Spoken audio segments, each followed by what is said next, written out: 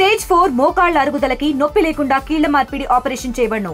Doctor Ramesh Gajula, endoscopic spine ortho surgeon and pain physician, Panacea spine pain ortho and sleep centre, Uppal, Hyderabad.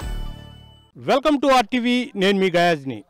Nellore జిల్లాలో గత వారం రోజుల నుంచి కురుస్తున్న భారీ వర్షాలకు నెల్లూరు జిల్లా మొత్తము తడిచి ముద్దైంది. అదేవిధంగా కొన్ని ప్రాంతాల్లో అయితే వరి పంట నీట మునిగింది. ప్రస్తుతం ఆత్మకూరు నియోజకవర్గంలోని పాత దేవరాయపల్లి గ్రామంలో ఉన్నాము. ఇక్కడంతా మొత్తం సుమారు 200 ఎకరాల వరకు వరి పంట నీట మునిగింది. రైతులు లబోదిబోం అంటున్నారు. ఇంతవరకు ఈ ప్రాంతానికి అధికారులు కూడా ఇంతవరకు రాలేదు. అధికారులు మాత్రం తమకు న్యాయం చేయాలంటూ కోరుతున్నారు. ఇప్పటికైనా అధికారులు ఈ ప్రాంతానికి వెళ్ళి ఆ రైతుల్ని ఆదుకోవాల్సిన అవసరం ఎంతైనా ఉంది. ప్రస్తుతం ఆర్టీవీ మొత్తం ఈ ప్రాంతంలో వరద ప్రాంతాల్లో మొత్తం పర్యటిస్తుంది.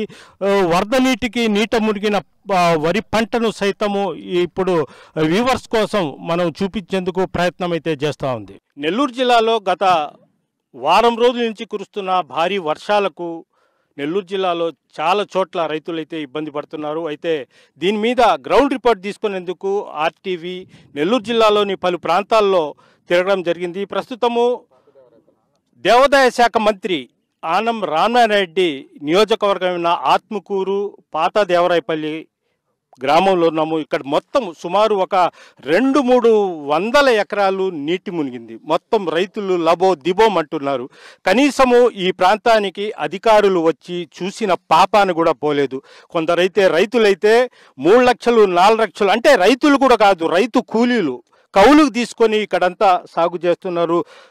చివరిగా అంటే నోటి కాడికి వచ్చే కూడు గద్దలు తన్నినట్లు వీళ్ళ పరిస్థితి అంతా ఘోరంగా తయారైపోయింది. ప్రస్తుతం మనం చూస్తున్నాం మొత్తం ఈ వరద నీటిలో కొట్టుకుని పోతా ఉంది పంట మొత్తము. ఈ రైతులు చూస్తున్నాం, మొత్తం రైతులు వీళ్ళ గోడ్లు అసలు వినలేకున్నాము.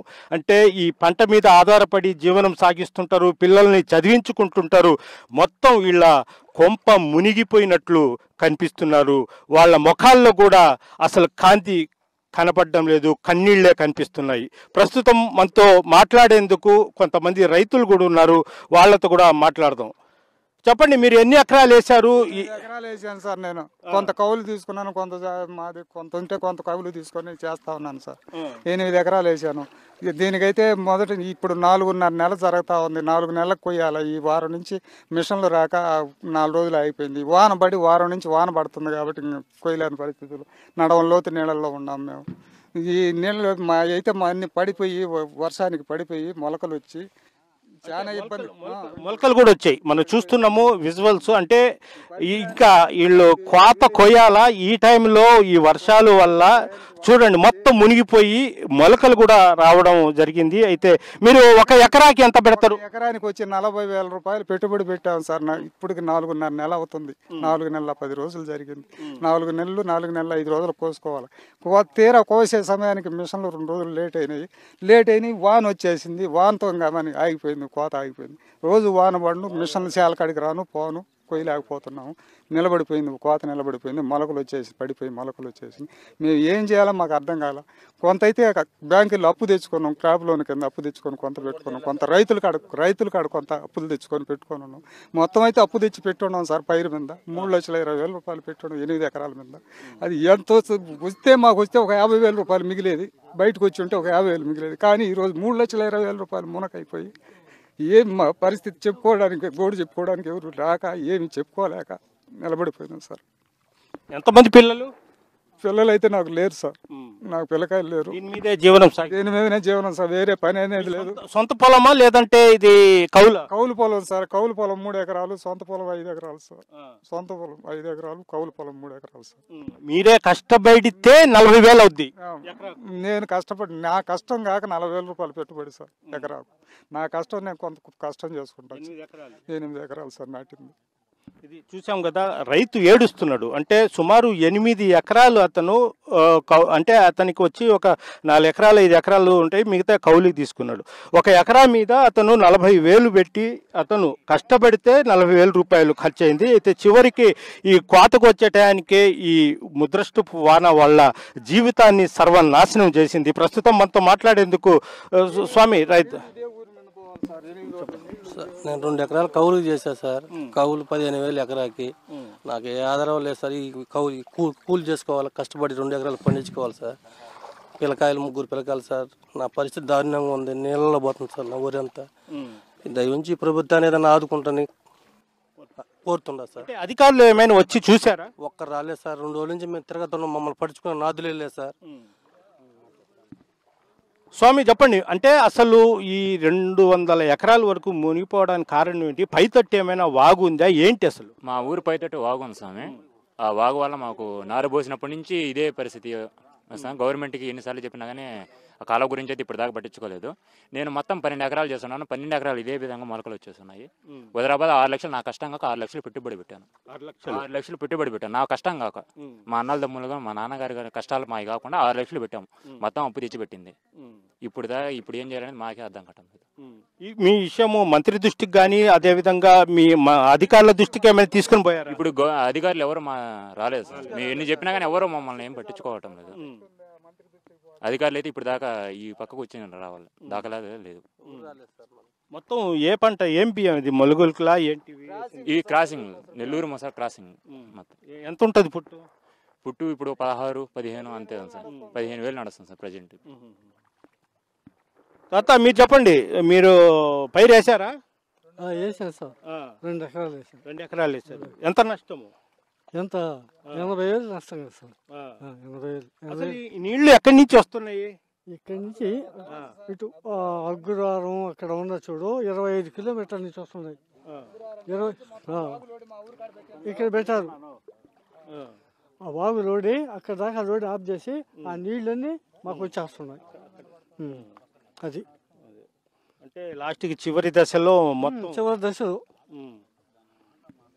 అయితే ప్రధానంగా మనం చూస్తున్నాం మొత్తము ఇదే విధంగా నీట మునిగిపోయింది ఈ వరి పంట మొత్తం. అంటే ప్రస్తుతం కొంతమంది వరకే రైతులు ఆర్టీవీ ఇక్కడికి వచ్చిందని కొంతమంది మాత్రమే రైతులు వచ్చి వాళ్ళ గోడు వినిపిస్తున్నారు. అయితే మొత్తము చూసుకుంటే ఈ గ్రామం మొత్తము వరి పంట మీదే ఇచ్చేశారు. 3 నెలల కిందట వీళ్ళు వరి నాట్లు వేసుకున్నారు. అయితే దీని మీద మందు కానీ దున్నడం కానీ వీళ్ళ కష్టం కానీ కాకుండా ఇంకా 40,000 రూపాయలు ఒక ఎకరాకు పెట్టారు. అయితే వాళ్లకు ఒక ఎకరాకు అబ్బా అంటే ఒక 15,000 10,000 లాభం వస్తుంది కానీ అయితే చివరి దశలో మొత్తం నీటి మునిగిపోవడంతో ఆ రైతులు బాధ అంతా ఇంత కాదు. ఇంకొక ఆమె ఉంది, మాట్లాడదాం. మరి చెప్పండి, మీరు ఎన్ని ఎకరాలు వేశారు? మేము మొత్తం 6 ఎకరాలు వేస్తున్నాం సార్. 3 ఎకరాలు అయిపోయింది. 4 ఎకరాలు నీట మునిగిపోయింది సార్. 4 ఎకరాలు పూర్తిగా నీట మునిగిపోయింది. దీని మీదేనా మీరు? దీని మీదే జీవనాధారం. ఎంతమంది పిల్లలు? 2 సార్. ఏం చేస్తున్నారు? బీటెక్ ఇంజనీరింగ్ చేస్తున్నారు. ఫీజులు కట్టుకోవాలి. ఈ విధంగా అయిపోయింది. అంటే ఇది అంటే ఈ డబ్బులతో ఫీజులు కట్టుకోవాలి బిడ్డలకి. ఇప్పుడు పరిస్థితి ఏంటి? మేము ఏం అర్థం కావట్లేదు సార్. మీరు రండి. మీరు ఎన్ని ఎకరాలు వేశారు? 3 ఎకరాలు. 3 ఎకరాలు. మొత్తం మునిగిపోయిందా? మునిగిపోయింది సార్. మొత్తం మునిగిపోయింది. ఇదే పరిస్థితి సార్. మీరు ఎన్ని ఎకరాలు? ఎకరా 70 సెంట్లు వేసాం సార్. ఎకరా 70 సెంట్లు. ఎంత పెట్టుబడి? పెట్టుబడి వెళ్ళలేదండి సార్. 65-70 దాకా అయింది. మా కష్టం కాక మళ్ళా.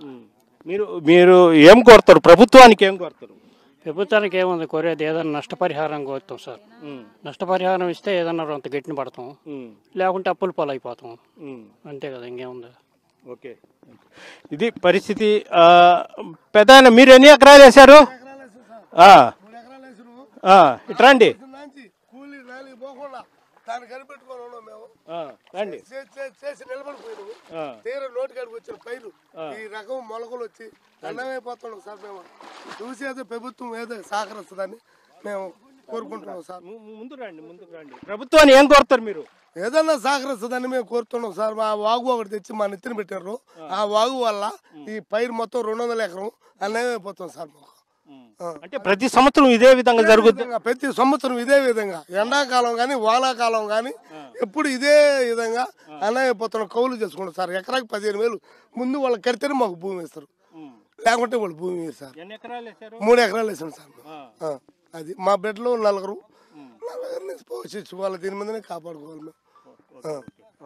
ఇది ఇప్పుడు డ్యామ్ నీళ్లు జాచని ఇక్కడంతా మొత్తం వదిలేస్తారట. డ్యాము ఇబ్బంది అని చెప్పని పెద్ద కాలువ కైబట్టుకు వదిలేస్తారు. అక్కడ పారుదల లేకుండా మొత్తం వచ్చేస్తాయి. ఇట్నే కాబట్టి నీళ్లు కూడా ఎక్స్ట్రా వస్తుంటాయి. మా పొలం అంతా నీట మునిగిపోతాం. అంటే సోమశిల నీళ్లు ఆ కాలువ వదిలితే అడవిలో కాలువ మొత్తం ఇట్టు వచ్చేస్తాయి. డ్యామ్ నీళ్లు కూడా మొత్తం ఇట్నే వచ్చేస్తాయి సార్. Okay okay. ఇది ప్రధానంగా ఏంటంటే ఈ దేవరాపల్లి ప్రాంతంలో ఉండే ఈ పొలాలు మొత్తము సోమశిల జలాశయానికి వరద నీరు వచ్చిన తర్వాత తూములు ఎత్తితే ఆ నీరు కూడా ఇటే వస్తుంది, అదేవిధంగా వర్షపు నీరు కూడా ఇదే వస్తుంది. అయితే వీళ్ళంతా సుమారు ఒక 200 ఎకరాల్లో ఉంటే ఎక్కువ మంది కౌలు రైతులు ఉన్నారు. వాళ్ళు ఏంటంటే ఎకరాకు కౌలు 15,000తో పాటు ఒక ఎకరాకు పెట్టుబడి 40,000 పెడతారు. చివరి దశలో వాళ్ళు ఇంకా కోత కోయాల పరిస్థితిలో మాత్రం మొత్తం గత వారం నుంచి కురుస్తున్న వర్షాలకు మొత్తం నీట మునిగిపోయింది. మొలకలు కూడా రావడం జరిగింది. అయితే ఈ వెంటనే ప్రభుత్వం స్పందించి తమకు న్యాయం చేయాలి, లేదంటే తమకు చావే దిక్కంటూ కూడా రైతులైతే ఆవేదన వ్యక్తపరుస్తున్నారు. వీడియో ప్రదీప్తో గయాజ్, RTV, దేవరాపల్లి నుంచి. తెలుగులో న్యూస్ కి ఫాస్టెస్ట్ యాప్ ఇప్పుడు టోటల్లీ న్యూ అవతార్లో జస్ట్ 5 సెకండ్స్ లో కంప్లీట్ న్యూస్. సోషల్ మీడియాలో ట్రెండ్స్ కి one stop solution. Live TV app voice search option తో ఇప్పుడే డౌన్లోడ్ చేయండి లేదా అప్డేట్ అయిపోండి. యాప్ లింక్ డిస్క్రిప్షన్ లో ఉంది.